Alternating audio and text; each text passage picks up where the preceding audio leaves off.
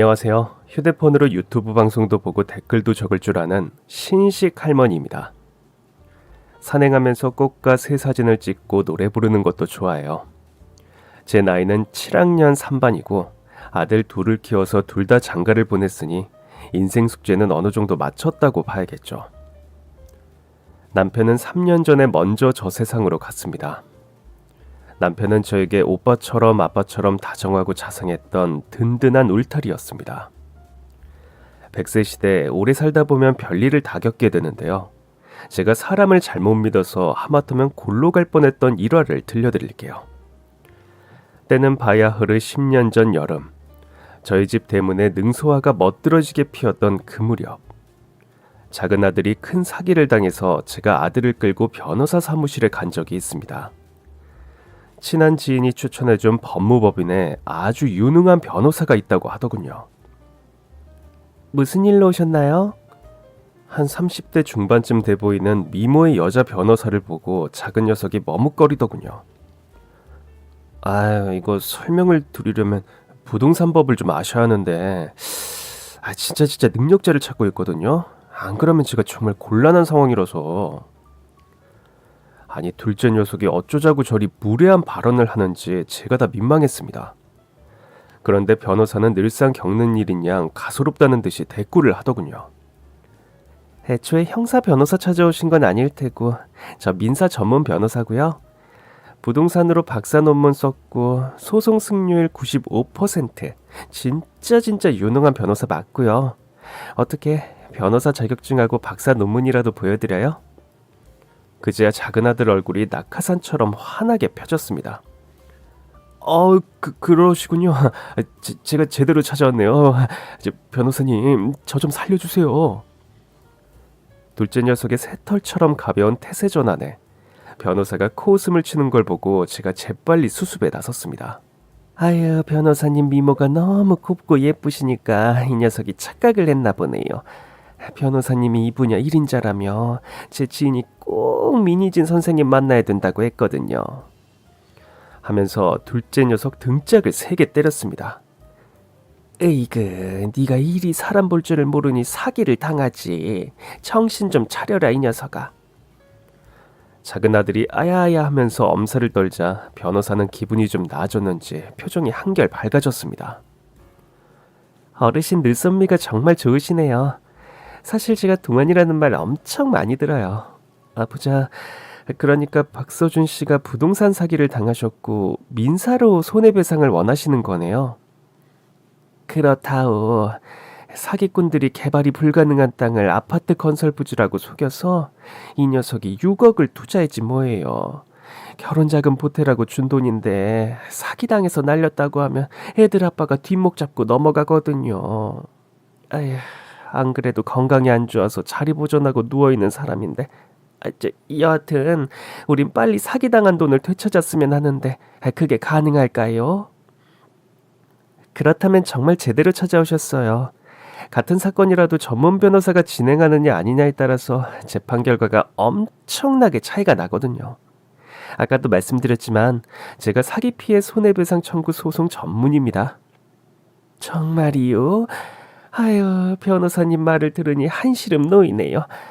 아무리 흉흉한 세상이라고 해도 우리 아들이 사기를 당할 줄 정말 몰랐다오.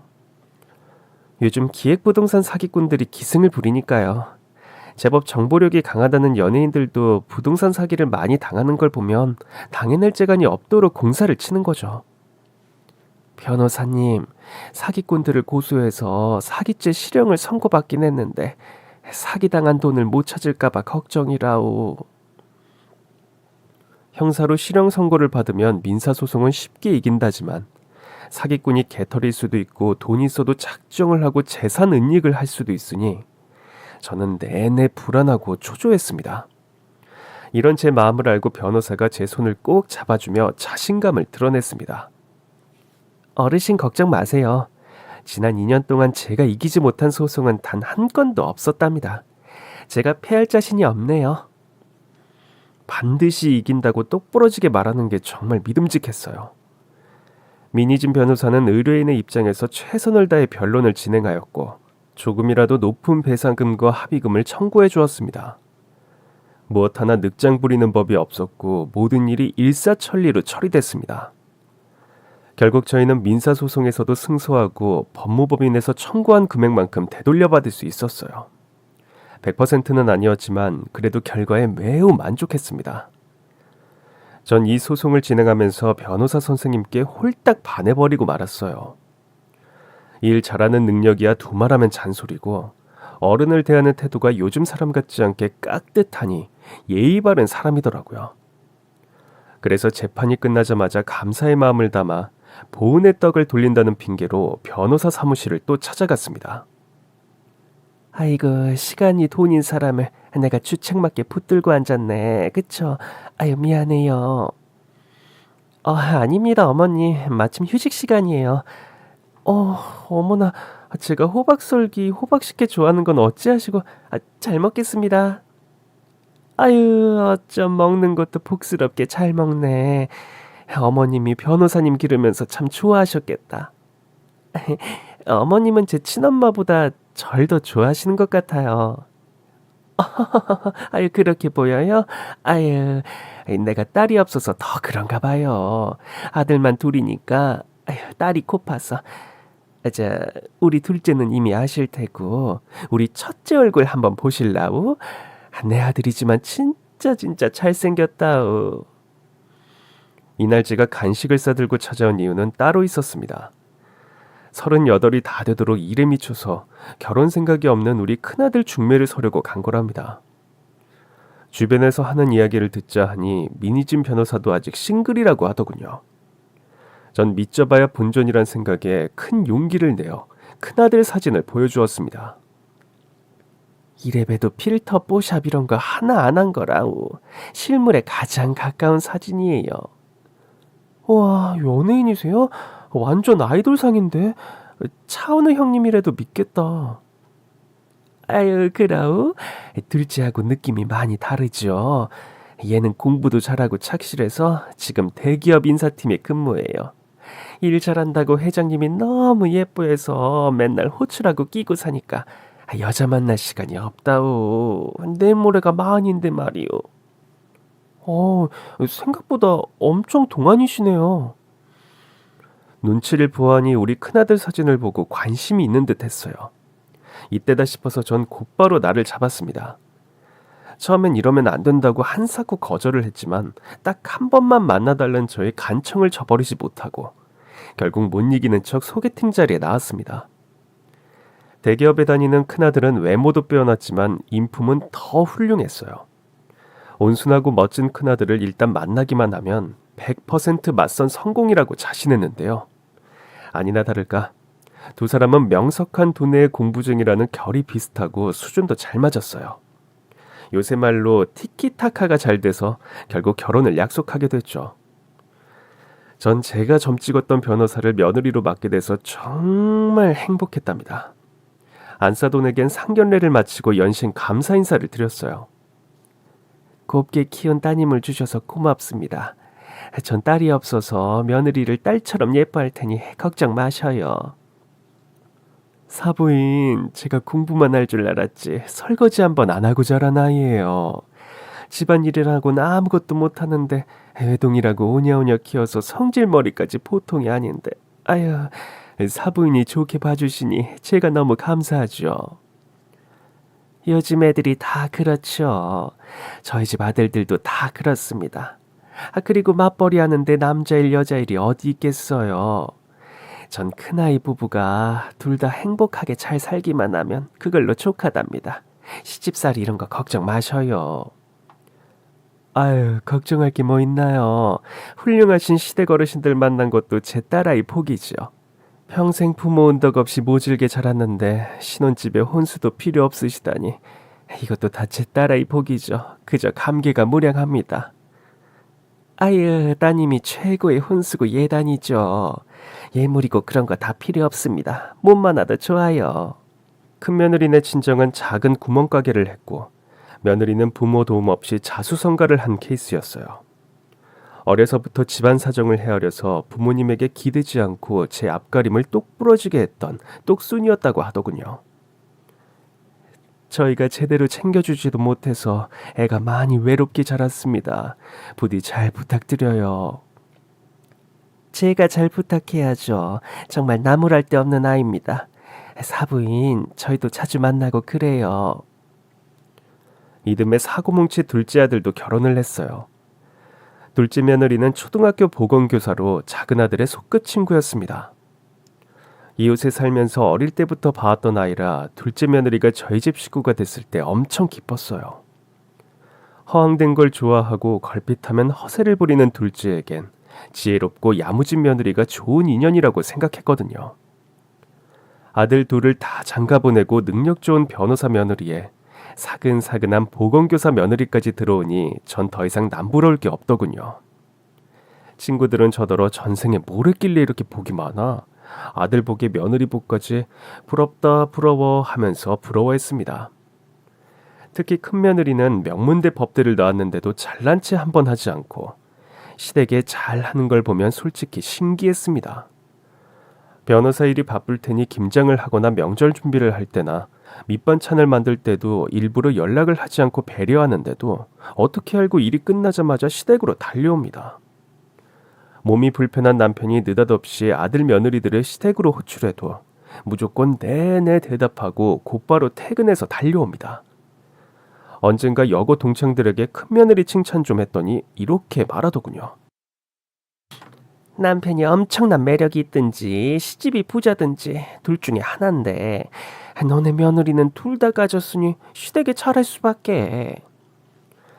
친구들은 저희들의 재산을 보고 자식들이 잘한다고 했지만 아무리 그렇다고 해도 저한테 참 잘해주니 그저 고마울 밖에요. 어머니, 이거 요즘 인싸들만 한다는 인싸템이에요. 새로 나온 마스크팩 신상 한번 해보시겠어요? 어디? 어머나, 웬 거품이 부글부글 나오네. 네, 풍성한 거품이 피부 깊숙이 침투해서 콜라겐을 꽉꽉 채워준대요. 어때요? 탱글탱글해진 것 같죠? 아이고, 정말 그러네. 탱글탱글하다 얘. 큰 며느리가 마스크팩을 얼굴에 붙여주면서 작은 며느리가 페이셜 오일인가 뭔가를 막 발라줍니다. 어머니, 이건 주름에 좋은 오일인데요. 이마, 눈가, 팔자주름, 목주름에 발라보세요. 안 그래도 예쁜 어머니 얼굴이 팽팽해져요. 아유, 우리 두 며느리 덕분에 내가 배국 피부 되겠어. 어머니랑 나가면 사람들이 이제 언니라고 하겠어요. 아유, 얘도 주책이야 참. 아무튼 큰 며느리는 변호사라고 거들먹거리지도 않고 시댁 일에 앞장서서 든든했고요. 작은 며느리는 유순하고 수더분해서 마음이 편했습니다. 며느리들이 예쁘니 저도 뭐든 해주고 싶었어요. 계절이 바뀔 때마다 옷이나 가방이나 선물했고요. 며느리들이 좋아하는 음식을 손수 만들어서 갖다 주기도 했습니다. 뭘 해줘도 아깝지 않았습니다. 며느리들도 저만 보면 안마를 해준다, 마사지를 해준다 하면서 딸처럼 살갑게 대해줘서 너무 고마웠습니다. 그런데 시간이 흘러 3년 전 남편이 노안으로 세상을 떠났습니다. 자신의 죽음을 직감한 남편은 죽기 사흘 전에 아들 며느리들을 불러 모으고 유언을 남겼습니다. 여보, 평생 당신 고생만 시키고 이렇게 먼저 가게 됐소. 지금까지 내 곁에 있어줘서 정말 고맙소. 그런 약한 소리랑 말아요, 여보. 아니야, 요즘 꿈에 모친이 와서 자꾸만 같이 가자고 하는 걸 보아하니 내 오늘 내일이면 갈 것 같아. 그러니 당신 정신 똑바로 차리고 들어. 예, 여보. 아휴. 남편의 마지막 유언은 절대 자식들에게 재산을 넘기지 말라였습니다. 당신 이름으로 되어 있는 서초동 빌딩하고 비스텔 명의는 절대 다른 사람한테 넘겨주면 안 돼. 알겠어? 예? 고향에 있는 선산 20만 평, 저수지, 임야, 과수원도 절대 아이들 주지 말고 당신이 꼭 붙들고 있다고 약속해. 얼른. 여보, 숙자야, 내 마지막 선물이다. 스물 꽃다운 나이에 성질 사나운 날 만나서 그동안에 많이 썼다. 네가 내 옆에 있어서 세상 무서울 게 없었다. 숙자야, 고맙다. 내 모든 재산을 다 너한테 넘겨줄 테니 절대 아무한테도 안 주겠다고 약속해. 자식 며느리 앞에서 어찌나 강경하게 말하는지 무안하기도 하고 자식들 눈치도 보이더군요. 여보, 당신 유산은 어차피 아들들 줄 텐데 미룰 거 뭐 있어요. 지금 그냥 넘겨줍시다. 안 돼. 왜요? 늙어서 자식에게 재산 넘겨줬던 명석이 못 봤어. 자식들한테 재산 주자마자 양로원 끌려가서 나오고 싶다고 애원해도 못 나오고 죽을 때까지 거기 있었잖아. 우리 애들은 달라요. 우리 애들이 얼마나 착한지 당신이 더 잘 알잖아. 명석이도 그렇게 자신했었다고. 김숙자, 당신 내 말 잘 들어. 내 유언은 오직 하나야.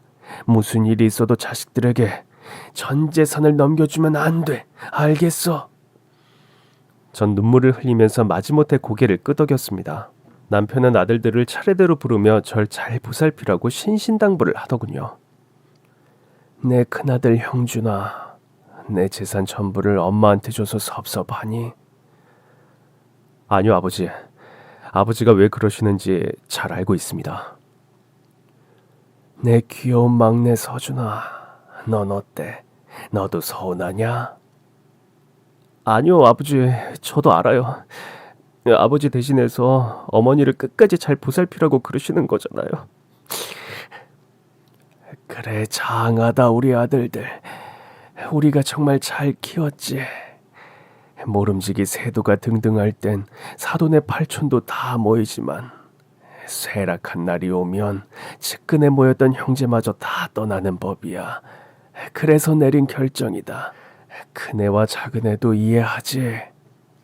며느리들이 차례로 대답을 했습니다. 네, 아버님, 이해하고 말고요. 아버님 걱정하지 마세요.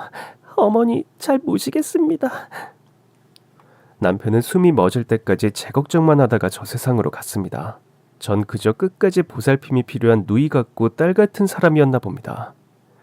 보란듯이 우아한 싱글 할머니로 살아보리라 다짐을 했습니다. 처음엔 남편을 여의고 혼자가 된다는 현실이 실감나지 않았습니다. 아이들이 제 옆에 딱 붙어서 정말 잘 챙겨준 덕분이기도 하죠. 남편의 유지를 따르겠다며 서로 자기 집으로 오라고 성화를 부렸습니다. 엄마, 형네는 일한다고 바쁜 사람들이잖아. 같이 살아도 같이 사는 의미가 없다니까. 우린 시간이 널널하니까 엄마, 우리 집으로 와. 아니요, 도련님. 저 법원 가는 일 조정하면 오후 일찍 퇴근도 가능해요. 큰아들이 있는데 둘째 집에 간다고 해봐요. 괜한 오해나 사고 사람들 입에 오르내리기밖에 더 하겠어요? 어머님은 큰아들이 모셔야지 순리에도 맞고 모양새도 좋아요. 그러니까 도련님, 어머님은 저희 집에 양보하세요. 그런데 전 아들네 집으로 가서 살고 싶은 마음이 아직은 없었어요. 60평생을 가족들 밥 해먹이며 빨래해주면서 살았는데 이제 저도 혼자 한번 살아보고 싶었습니다. 그런 우스개가 있잖아요. 세상에서 가장 유쾌하고 즐거운 할머니는 남편 먼저 보내고 혼자 사는 할머니라고요. 정말 그런지 제가 한번 용감하게 혼자 살아보기로 했습니다. 솔직하게 말하면 아이들에게 짐이 드느니 혼자 사는 편이 더 좋을 것 같았고요. 정 외로우면 큰아들네와 작은아들네를 오가기로 합의를 봤습니다. 그리고 언제든 돈이 필요하면 눈치 보지 말고 저한테 말하라고 했죠. 그런데 철부지 막내는 끝까지 미련을 버리지 못하고 절 붙잡으려고 했어요. 엄마, 아빠가 사놓은 땅이 꽤 된다는 건 알았지만 그렇게 어마무시하게 많은 줄 몰랐어. 엄마는 우리 중에 제일 부자니까 우리 친하게 지내자, 엄마. 난 평생 엄마 옆에서 부주 엄마 등쳐먹고 살래. 그러니까 같이 살자. 아유, 이 녀석아. 내가 뭐가 부족해서 너랑 같이 살아. 안 들은 걸로 아마. 와, 냉정한 엄마네. 설마 외롭다고 늙다리 할아버지 만나고 그러는 건 아니겠지? 그러면 나 삐진다. 에이그, 너는 하루라도 안 맞으면 등에 가시가 돋지? 이리 와, 허벌나게 좀 맞자. 에휴. 입만 열면 등짝 스매싱을 부르는 둘째 녀석 등짝을 사정없이 때려주었습니다. 큰아들 내외도 결국엔 제 결정을 따라주었어요. 엄마, 조금이라도 불편하면 언제든 우리 집에 오는 거 알죠? 어머니, 저희 집 현관문 번호 공유해 드릴게요. 어머님에겐 항상 열려 있으니 언제나 환영입니다. 그렇게 1년이 빠르게 지나갔습니다. 근처 대학교 사회교육원에서 수채화 그리기, 사진 촬영, 컴퓨터를 배웠고 문화센터 노래교실도 다니고 하루가 정신없이 분주했습니다. 그렇다고 마냥 행복한 건 아니었어요. 남편과 추억이 담긴 물건들, 이를테면 남편이 타던 자동차나 남편이 늘 앉아있던 안마의자를 처분할 때마다 왈칵하고 눈물이 쏟아졌습니다. 꼭 남편을 다시 떠나보내는 것처럼 서글퍼서 눈물이 나대요. 아들도 자라고 며느리들도 입속의 혀처럼 자라는데도 이따금 전 외롭고 우울했습니다. 그러던 어느 날 목욕을 하고 거실로 나오다가 미끄러져서 발목에 복합골절을 당하고 말았어요. 3개월 목발 신세를 졌는데 아들 며느리들이 하루가 멀다 하고 찾아와서 괜찮냐, 아픈 데는 없냐, 뭐가 먹고 싶냐 안부를 물었습니다. 발목도 예전처럼 빨리 아물지 않아 꽤 오랜 시간 치료하느라 힘들었습니다. 큰 며느리는 자기 집으로 모셔야겠다고 했지만 그대로 아직은 자식 집에 얹혀 살긴 싫었어요. 발목이 낫자마자 아이들 상황에 못 이겨 종합건강검진을 받았는데 100점 만점에 100점이라고 하더군요. 어머님은 100살까지 사시겠어요? 건강관리를 정말 잘하셨네요. 에그머니나 제가 100살까지 산다고요? 아휴, 그렇게 사라질까요? 왜요, 어머님? 낙상골절 사고만 안 당하시면 100살 넘게 장수하시겠어요. 축하드립니다. 이 기쁜 소식을 자식들에게 전하자 아이들이 모두 기뻐했습니다. 발목이 완전히 나았을 때 큰며느리는 수시로 절 데리고 외출을 했어요. 사실 발목골절 때문에 나들이를 못해 답답하고 울적했는데 그런 제 마음을 귀신같이 알고 저와 시간을 보내주었습니다. 일찍 퇴근하는 날이면 절 데리고 나가 영화도 보고 맛집도 가고 둘만의 데이트를 했어요. 모처럼 사람들이 북적이는 번화가를 며느리와 팔짱을 끼고 걸으니 내 안에서 사라졌던 활기가 솟아나는 기분이 들더군요. 어머니랑 데이트하니까 너무 좋아요. 어머니, 저랑 자주 놀아주세요. 아이고, 다 늙은 시어머니랑 놀아줘서 내가 고맙지. 너처럼 똑똑하고 착한 며느리를 보다니 내가 복이 참 많다. 어머니, 제가 더 복이 많아요. 이태리 음식점을 나와 주차장으로 가려고 횡단보도를 건너려고 할 때였어요. 빨간불이 바뀌기를 기다리고 섰는데 그럴 때 있잖아요. 누가 먼저 움직이면 몸이 자동으로 따라 움직이는 그런 거. 며느리가 앞장을 서길래 신호가 바뀐 줄 알고 저도 모르게 발이 나갔어요. 그리고 누군가 제 등을 미는 기분이 들었는데 신호등 불이 아직 빨간불인 걸 보고 퍼뜩 정신이 들었습니다. 차들이 쌩쌩 달려오고 있었어요. 전 화들짝 놀라고 다리가 꼬여서 제풀에 넘어질 상태가 됐죠. 몸이 기우뚱 넘어지면서 생각했습니다. 이러다 저 차에 치여서 저 세상으로 가겠구나.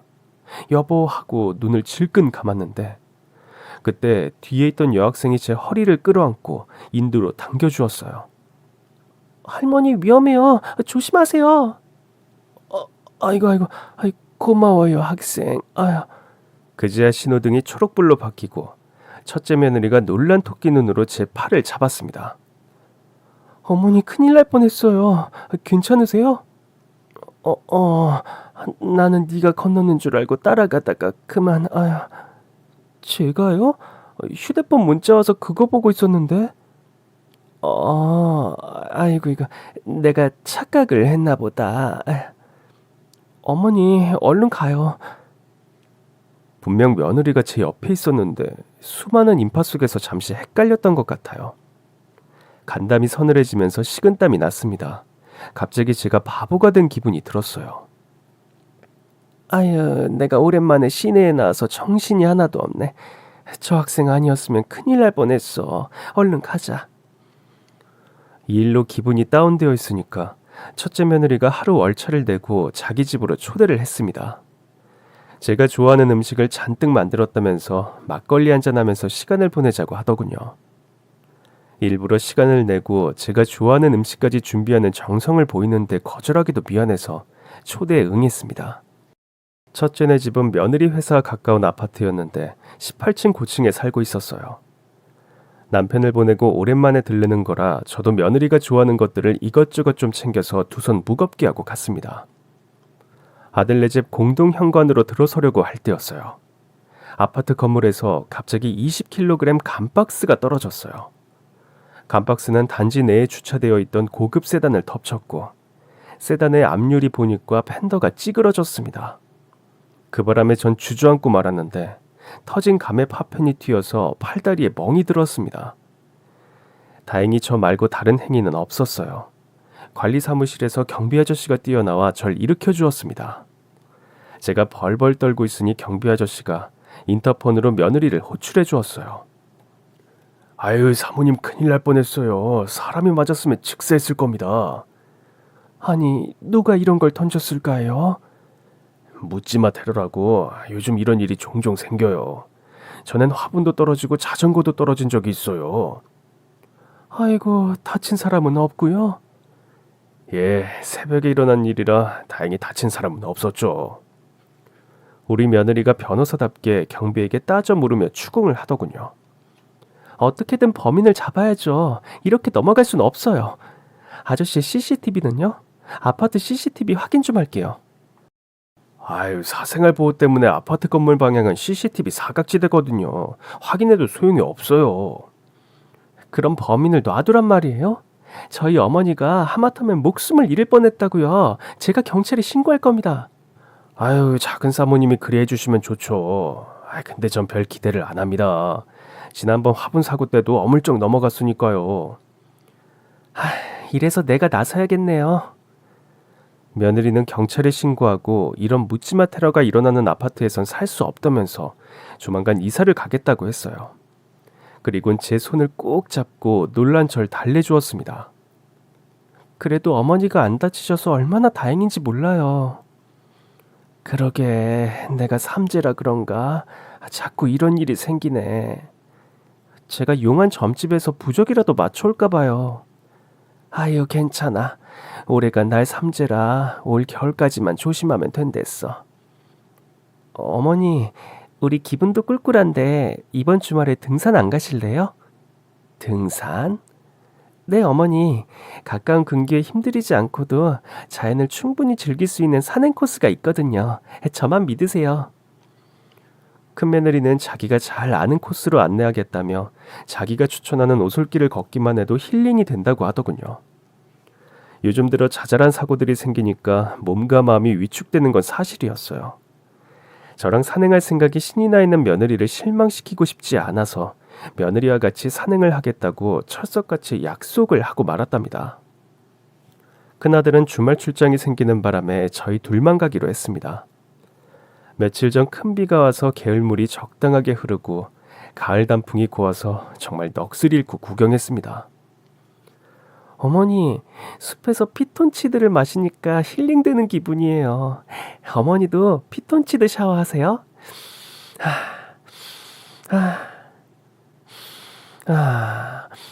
아유, 좋구나, 좋아. 여기가 괜히 명산이 아니구나. 첫째 네 덕분에 내가 호사를 누리는구나. 어머니, 이건 아무것도 아니에요. 이제 내리막길로 들어서면 올라갈 때 안 보였던 것이 보인답니다. 이제 내려가시죠. 산을 올 때 힘들어서 안 보이던 것이 내려가는 길에는 보였습니다. 이름 없는 들꽃과 갈대를 보면서 내려가는데 급경사가 나왔고 계단 바로 앞에서 제가 미끄러져서 휘청하고 넘어가던 중에 가까스로 난간을 잡고 중심을 잡았습니다. 다행히 넘어지진 않았어요. 엄마야, 나 죽을 뻔했다 하면서 가슴을 쓸어내렸습니다. 바닥 타일이 떨어져 나갔는데 제가 그 타일을 밟으면서 미끄러진 거였어요. 하마터면 급경사 계단 아래로 굴러 떨어질 수도 있었어요. 만일 그랬다면 최소 골절상이고 저 같은 노인들은 골절로 시작해 사망에 이르는 경우가 많기 때문에 특히나 더 조심해야 합니다. 비나 눈이라도 오는 날에는 저곳에서 떨어져 나간 타일을 밟고 낙상 사고를 당할 위험이 있으니 조치를 해달라고 공원관리사무소에 전화를 넣고 왔습니다. 연이어 계속되는 사고에 한없이 위축되어 있던 어느 날, 첫째 며느리가 이번엔 다 같이 가족여행을 가자며 조르더군요. 어머님이랑 서방님 내외랑 같이 여행 가고 싶어서요. 아버님 계실 땐 편찮으셔서 못 갔고 아버님 돌아가신 뒤에도 그렇고 저희 가족여행 안 한 지 꽤 됐어요. 어머니 날삼지라고 기분도 꿀꿀하신데 기분 전환 겸 떠나요. 네? 나야 집에서 탱자탱자 노는 사람이라 상관없다지만 너희들은 일한다고 바쁠 텐데 그래도 돼? 어머니, 저희도 가족여행 핑계를 쉬면 좋잖아요. 저도 좀 지쳤거든요. 어머니가 가신다고 하면 제가 3박 4일 풀코스로 쫙 모실게요. 전에 만났던 제 친구 있잖아요. 걔네 집이 남해 있는데 펜션을 하거든요. 거기 진짜 끝내주게 좋대요. 아, 손이동 대표님? 내 생명보험 들었던 그분. 네, 새섬이라고 들어보셨어요? 광고 촬영지로 유명한 곳인데 걔네 펜션에서 바라보는 바다뷰가 그렇게 끝내준대요. 낚시배를 타고 노을 속으로 바다를 유람하는 기분. 아, 상상만 해도 좋지 않나요, 어머님? 저도 쉴 겸 겸사겸사. 네? 우리 같이 가요. 네? 며느리가 안 하던 콧소리까지 내면서 가족여행을 가자고 졸라댔습니다. 하긴 남편을 보내고 경황이 없어서 그리고 다들 바쁘게 사느라 가족여행 갔던 기억이 너무 오래되어서 이번 기회에 다 같이 가면 좋겠다 싶더군요. 그래서 이런 기특한 생각을 한 며느리를 칭찬해 주었습니다. 역시 우리 큰며느리는 생각부터 다르구나. 그러자 우리 기분 전환 겸 다녀오자꾸나. 네, 어머님 너무 좋아요. 동선에는 제가 전화할게요. 여행 관광 맛집 코스는 저한테 맡겨주세요. 그렇게 전 큰아들 내외와 작은아들 내외까지 온 가족이 모처럼 여행을 떠났습니다. 큰며느리의 야무진 계획 아래 통영까지 차로 이동을 했고요. 통영에서 다시 배를 타고 섬으로 들어갔습니다. 새섬 선착장에 도착했을 때 큰며느리의 동창생이자 펜션 주인이면서 보험 설계사인 그 남자가 저희를 마중 나와 있었습니다. 어서 오세요. 새섬에 오신 걸 환영합니다. 제 고향이라 그런 게 아니라 진짜 푹 쉬기 좋은 곳이랍니다. 새섬의 풍광은 절로 감탄이 나왔습니다. 천혜의 자연 절벽길과 모래 해변을 간직한 보기 드문 휴양지였어요. 아직 홍보가 덜 돼서 그런지 관광객들이 없어서 한적했습니다. 펜션엔 저희 가족만 묵었는데 숙소가 정말 크고 넓고 쾌적했습니다. 프라이빗하면서도 창밖으로 보이는 바다가 보이는 전망이라 아들과 며느리들이 탄성을 질렀습니다. 우와, 대박! 이게 대한민국 풍경이라고? 이건 그냥 외국 같은데? 숙소도 너무 좋은데 형수님은 인맥도 좋으셔. 우리 가족 온다고 날씨까지 형님이 준비하신 거예요? 날씨, 공기, 바람 모든 게 완벽해요. 내가 그랬잖아. 끝내준다고. 동서, 내가 동서를 위해서 준비한 게 이것만이 아니야. 기대해줘. 형님 최고. 뭔데요? 아들 며느리들이 신이 난 모습을 보니 흐뭇했습니다. 전 방으로 들어가서 짐을 풀었어요. 약간 피곤해서 몸을 누이려는데 큰며느리가 산책을 가자고 하더군요. 몸이 너무 피곤해서 거절을 했는데도 며느리가 하도 졸라서 둘이 해안가를 산책했습니다. 그런데 해안 절벽이 아름답긴 한데 너무 험하더군요. 바람이 사정없이 불어서 머리카락이 눈 앞을 가려서 발을 헛디뎠다간 저 천길 낭떠러지 아래로 떨어질 것 같았어요.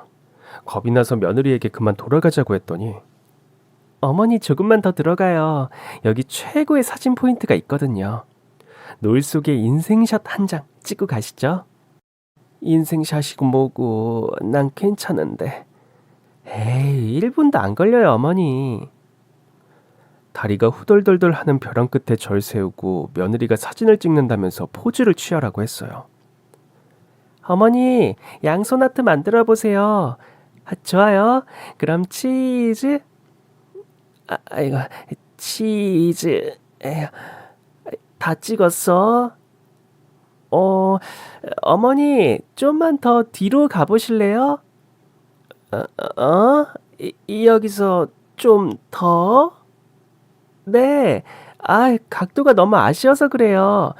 조금만 더 뒤로 가면 걸작이 나올 것 같아요, 어머니. 그 반발짝만 더 뒤로요. 한 발짝 더 뒤로 가면 떨어질 것 같았는데 그놈의 인생샷이 뭐길래 자꾸만 뒤로 가라는 걸까요? 이러지도 저러지도 못하고 안절부절하고 있는데 마침 작은 며느리가 저희를 부르면서 오더군요. 형님, 아까부터 전화 드렸는데 안 받고 뭐 하세요? 동서. 바비큐 다 됐어요. 식기 전에 얼른 가시죠. 작은 며느리를 따라 해안 절벽길을 내려왔습니다. 어느새 섬은 어둠이 내려와서 주위가 캄캄해졌습니다. 아들들이 구운 바베큐를 배불리 먹고 전 죽은 듯이 꿈나라로 갔어요. 다음날 이른 아침, 큰며느리가 절 조용히 깨웠습니다. 어머니, 일출 명소가 있대요. 우리 거기 산책 가요. 네?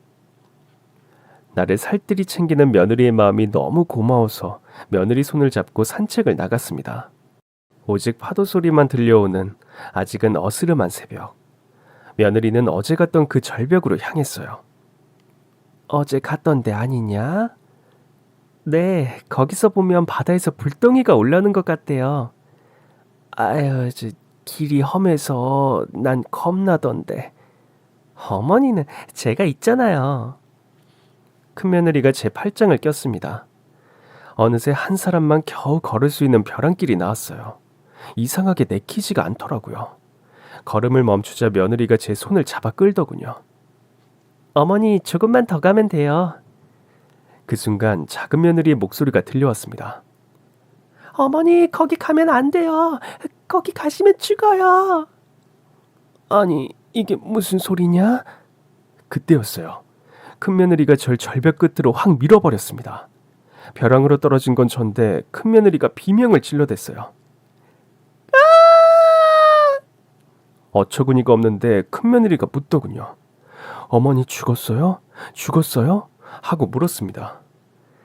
아니, 살았다 이년아. 살아있다 어쩔래?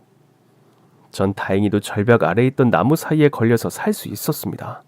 반가운 아들 목소리가 들려왔어요. 엄마 괜찮아? 엄마 안 괜찮다. 얼른 올려줘. 엄마 밧줄 가져올게. 곧이어 큰며느리의 비명이 또 들려왔습니다.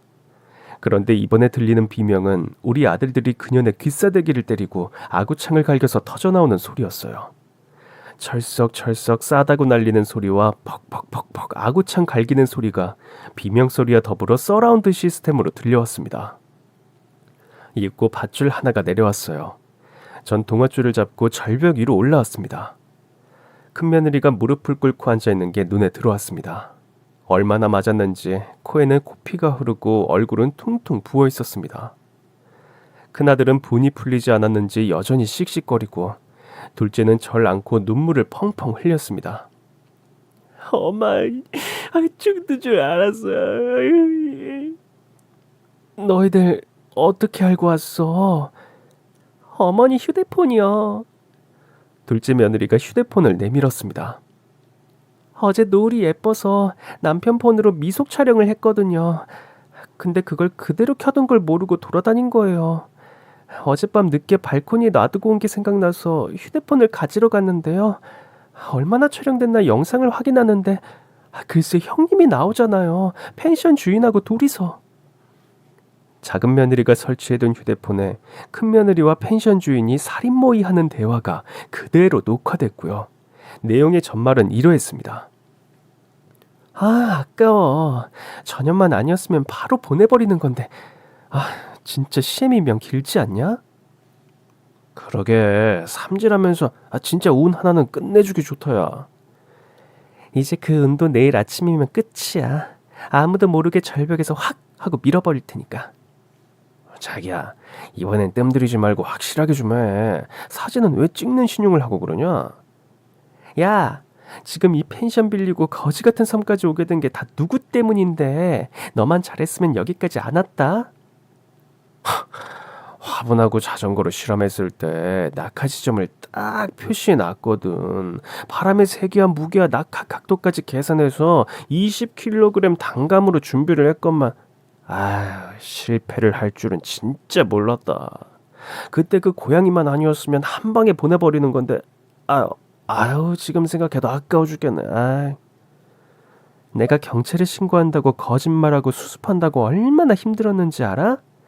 가양산 내리막길 바닥 타일도 그래. 깨진 바닥 타일에 미끄러지면 직사라며. 근데 직사는 개뿔. 아직도 멀쩡하게 잘 살아 계신다. 니네 시애미가 명줄이 긴 걸 어떡하냐? 진짜 거기 타일에 미끄러져서 골절성 입고 골골거리다가 세상 하직한 분들 수두로 가단 말이야. 근데 난간을 잡고 버틸 줄은 몰랐다. 젊은 애들도 그렇게 못해. 아무튼 보통 내기가 아니야. 그냥 놔두면 100살 넘게 산다잖아. 진짜. 어떻게 사람이 인간적으로 70이 넘으면 세상도 하직하고 그래야 하는 거 아니야? 앞으로 30년을 어떻게 기다려? 남편 개자식도 그래. 아버지 유언이라고 돈 달라는 말을 안 해? 내가 주식 투자로 위태위태한 거 다 눈치 깠으면서 어쩜 그래? 내 자존심에 돈 달라는 말은 못해서 유산 어떻게되나 슬쩍 물을 때마다 어찌나 입을 꾹 닫는지. 선선 20만 평 저수지에 과수원 서초동 빌딩 있으면 뭐해. 그 많은 재산 다 그림의 떡이잖아. 시미도 그렇지. 유산 손에 쥐고 단 한 푼도 안 내놓는 것 봐.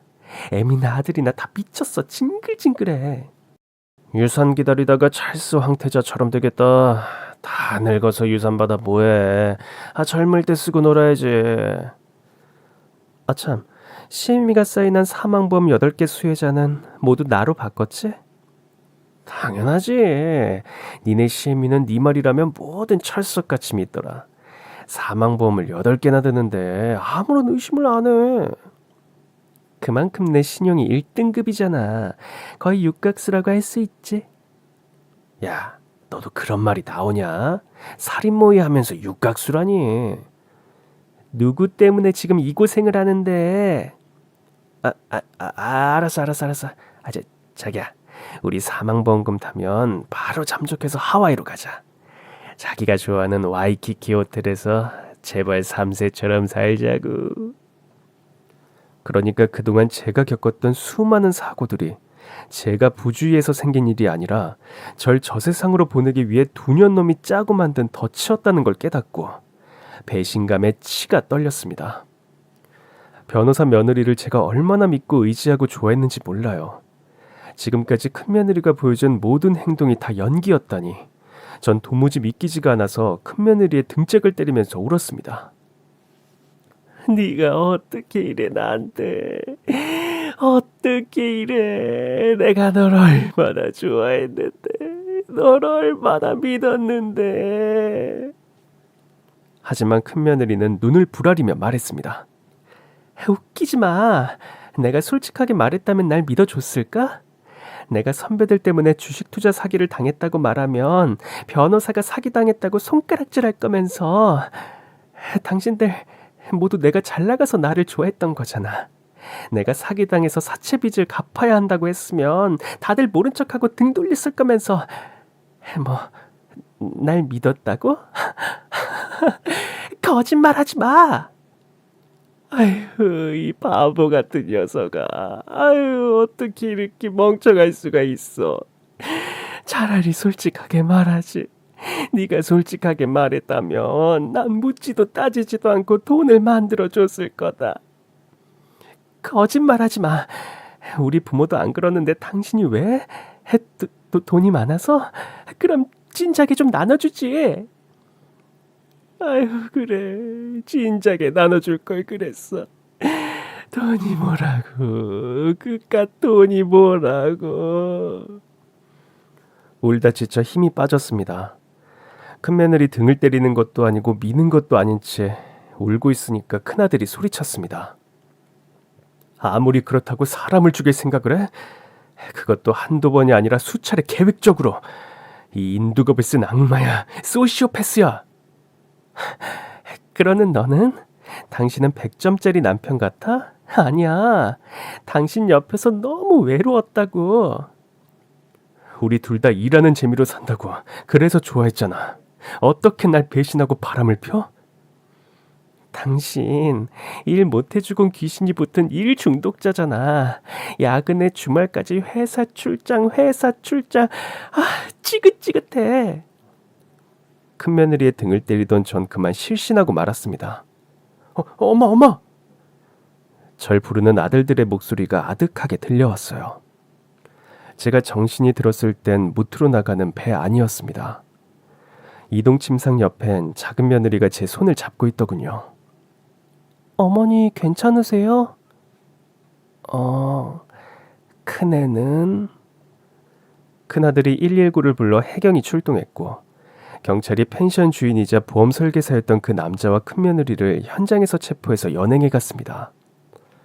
나중에 알게 됐는데 그 남자는 큰며느리가 변호를 맡았던 사람이었는데 이번 범죄를 계획하면서 포섭을 했던 거였어요. 제가 사인한 보험계약서의 수혜자를 큰며느리로 바꾸기 위해서였는데 횡단보도에서 모른 척 제 등을 밀었다가 실패한 뒤로 그 남자의 도움을 받았던 모양이었습니다. 작은 며느리가 우연히 촬영한 영상을 증거물로 해서 살인모의와 미수죄가 설립되었고 두 사람은 그렇게 징역 10년을 구형받았고 지금도 콩밥을 먹고 있습니다. 전 이번 일을 계기로 재산을 갖고 있던 것이 덧없다는 생각이 들었어요. 그래서 남편이 남겨준 유산의 절반을 처분해서 우리나라 과학자들을 위한 재단에 장학기금으로 기부를 했습니다. 그리고 남은 유산은 두 아들들에게 공평하게 나누어 주었습니다. 아버지의 유언을 핑계대면서 안 받겠다고 한사코 사양을 했지만 전 모든 명의를 아들 이름으로 바꾸어 주었어요. 진작에 이럴 걸 그게 뭐라고 붙들고 있었나 싶어요. 돈이 뭐길래 사람이 사람을 믿지 못하고 해치려고 하는 걸까요? 사람이 살아가려면 돈이 필요하지만 그렇다고 돈이 인생의 전부는 아니잖아요. 큰아들에게 중매를 섰던 사람이 저였기에 더 미안한 마음입니다. 솔직히 사람을 만나면 이제 무엇을 보고 판단해야 할지 잘 모르겠어요. 이것도 시간이 해결해 줄까요? 그럼 지금까지 제 긴 이야기 들어주셔서 정말 고맙습니다. 부디 날마다 행복하시길 빕니다.